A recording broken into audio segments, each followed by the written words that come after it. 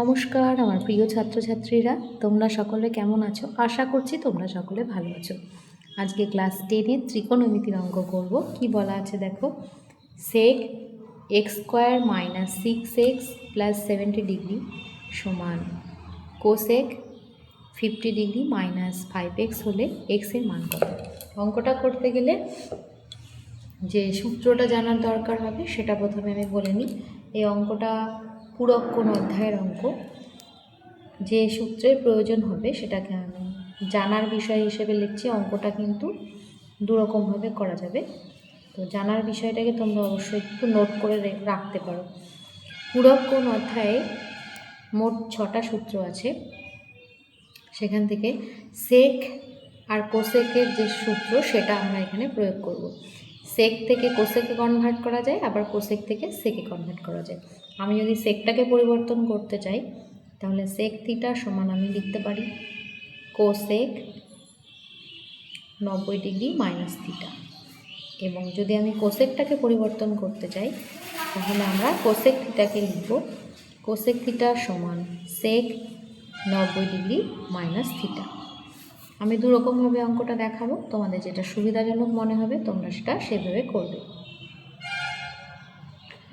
আমি প্রথমে টুকে নিচ্ছি সেক x² - 6x + 70 degree equal cosec 50 degree - 5x।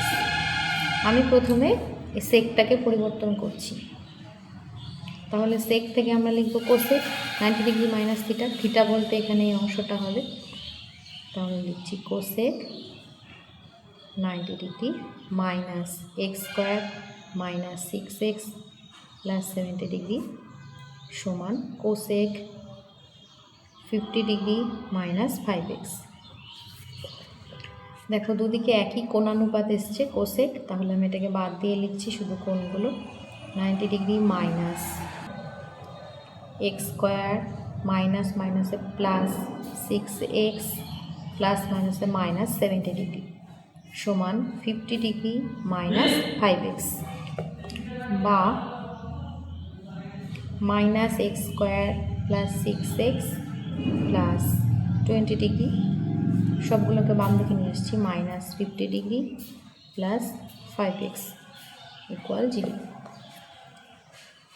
বা minus x² plus 11x minus 30 degree equal 0। এবার মাইনাস দিয়ে আমি গুণ করে দিচ্ছি, মানে মাইনাসটা কমন নিয়ে নিলে আমার কী হয়ে যাবে, x² - 11x প্লাস 30। এবার উৎপাদকে বিশ্লেষণ করলে দেখো হবে, উৎপাদকে বিশ্লেষণ করলে 5 × 6 = 30 হবে, 6 + 5, বা x² - 6 + 5 × x প্লাস 30। এবার ডিগ্রিটা কিন্তু তোমরা চালিয়ে যেতে পারো, বা ডিগ্রিটা তোমরা না দিলেও পারো। আচ্ছা দেখো x² - 6x - 5x প্লাস 30। প্রথম দুটো পদ থেকে আমি x কমন নিতে পারবো, x - 6 থাকবে। পরের দুটো পদ থেকে -5 কমন নেব, x - 6, x - 6 ডাবল আছে, কমন নিয়ে থাকছি, অবশিষ্ট থাকছে x - 5।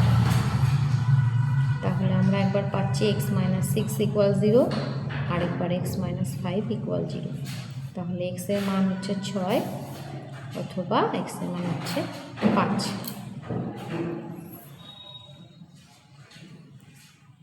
তাহলে আমরা x এর মান পেলাম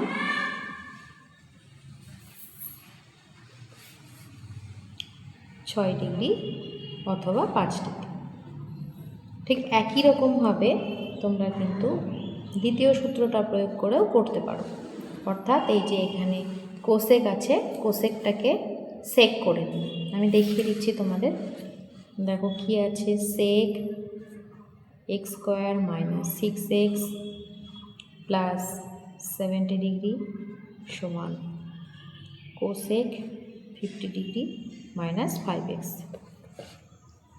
বা বাম দিকে সেকটাকে সেকই রেখে দিলাম, x² - 6x প্লাস 70 ডিগ্রি সমান কোসেকটাকে সেক করছি, সেক 90 ডিগ্রি মাইনাস থিটা।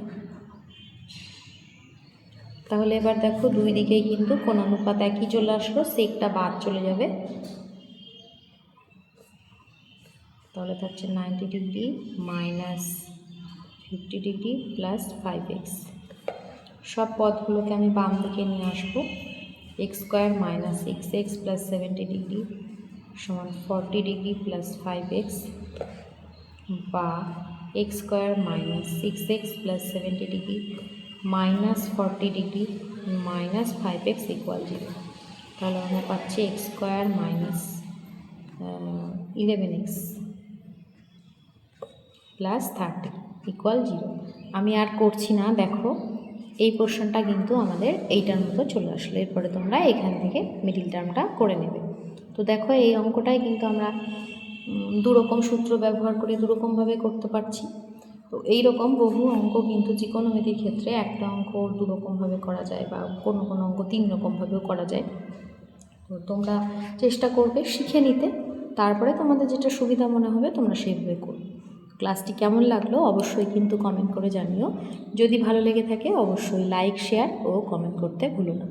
খুব ভালো থেকো, সুস্থ থেকো। পরের ক্লাসে আবার নতুন কোনো অঙ্ক নিয়ে হাজির হব। ধন্যবাদ।